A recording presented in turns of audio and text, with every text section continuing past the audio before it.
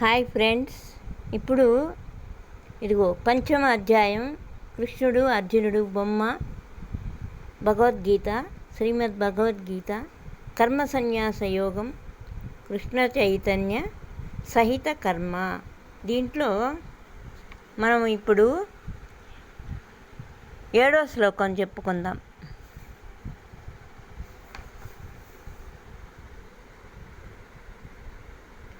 ఏడో శ్లోకం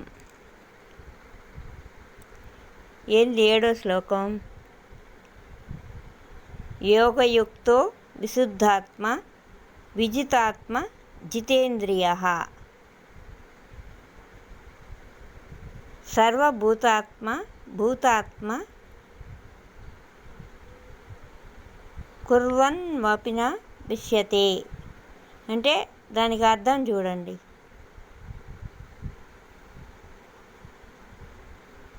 యోగయుక్త భుక్తియుక్త సేవలో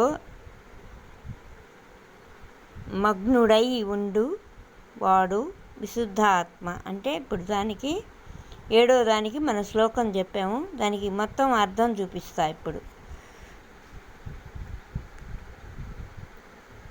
ఇదిగో కర్మ సన్యాస యోగంలో భక్తితో పనులు చేయువాడును, నిర్మల హృదయం కలవాడును, తన మనస్సును ఇంద్రియాలను నిగ్రహింపగలవాడును, ఎల్లవారికి ప్రియుడై ఉండును.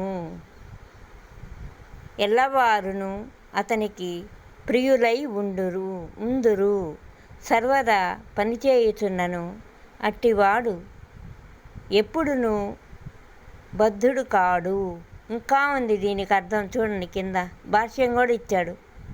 చూసారా? కృష్ణ చైతన్య మార్గమున సంచరించేవాడు ప్రతి ప్రాణికిని ప్రియుడై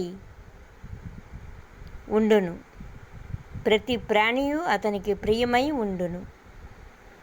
అతని యందలి కృష్ణ చైతన్యమే ఇందుకు కారణం. చెట్టు యొక్క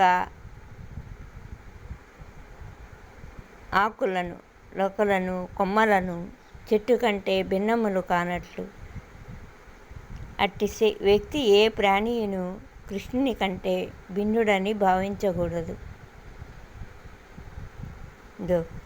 ఇది మొత్తము మీకు ఇచ్చున్న 7వ శ్లోకానికి పంచమ అధ్యాయంలో కర్మ సన్యాస యోగంలో 7వ శ్లోకానికి అర్థం మొత్తం ఇచ్చున్న. చదవండి ఒకసారి.